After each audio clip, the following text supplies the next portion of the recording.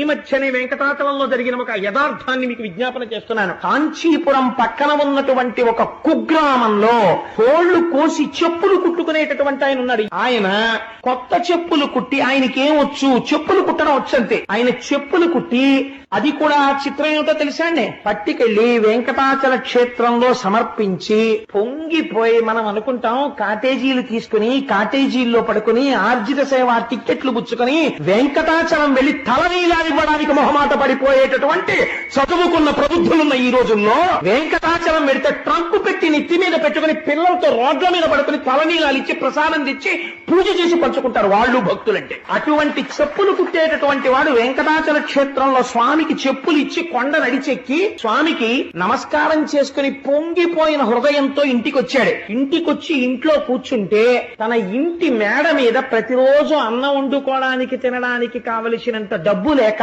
భార్య దొరికిన కాశీని బియ్యం నీళ్లలో తడిపి ఎండబెట్టి పిండి చేస్తుంది. ఆ పిండి ముద్దలన్నా చేసుకుంటారు, సంకటంటారు, సంకటన్నా చేసుకుంటారు, అట్టుముక్కలు పోసుకు తింటారు వాళ్ళు. దానికోసం పిండి ఆరబోసింది. భార్య పిండి తీద్దామని మేడెక్కింది. ఆ పైకెక్కి చూసింది. మేడంటే వాళ్ళకి మేడ ఉంటుందా, ఆ ఉన్నటువంటి పాక మీద బట్ట లాంటిది వేసి చిన్న మంచె మీద ఆ పిండి పోసింది, కుక్కలవి వచ్చి తినేయకుండా. ఆవిడ మళ్లీ వెళ్లి ఆ పిండి తీద్దాం అనుకుంది. ఆ పిండి మీద ఒక పాదం కనపడింది ఆవిడికి. రేఖా మజధ్వజ సుధాక లసాత పత్ర వజ్రాంకుశాంబురు హకల్పక శంఖచక్రై భవ్యైరలంకృత తలౌ పరతత్వ చిహ్నై శ్రీ వెంకటేశ చరణౌ శరణం ప్రపద్యే.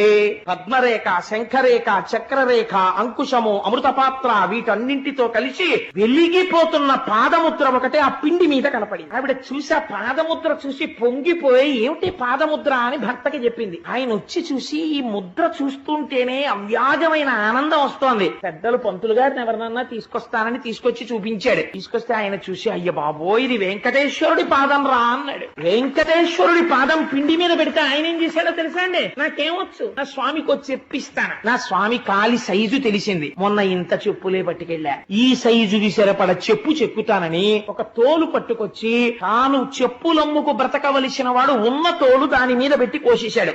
ఒక్క చెప్పుకే సరిపోయి. ఒక్క చెప్పు అందంగా కుట్టి తల మీద పెట్టుకుని నడుస్తూ వెంకటాచలం వెళ్లి కొండెక్కే మార్గంలో ఇచ్చేస్తానన్నాడు. అదే సమయంలో శ్రీకాళహస్తి దగ్గర వేరొక చెప్పులు కుట్టేవారింట్లో కూడా ఇదే పాదం పడింది. అక్కడ ఎడం పాదం పడింది, ఇక్కడ కుడి పాదం పడింది. ఆయన చెప్పు కుట్టి తల మీద పెట్టుకుని ఇద్దరు ఒక్కొక్క చెప్పే పెట్టుకుని కటిక దరిద్రులు చెప్పులు కుట్టమ్మేవాళ్ళు, ఒక చెప్పు కన్నా తోలు లేని వాళ్ళు చెప్పు పట్టుకుని ఇద్దరు చెప్పులు పట్టుకుని ఏకకాలమునందు కొండెక్కే మార్గం దగ్గర గుడికొచ్చారు. ఇద్దరు చెప్పులు తీసుకొచ్చి అక్కడ పెట్టారు. ఖచ్చితంగా సరిపోయే కుడి పాదానికి ఎడం పాదానికి. ఈశ్వరుడు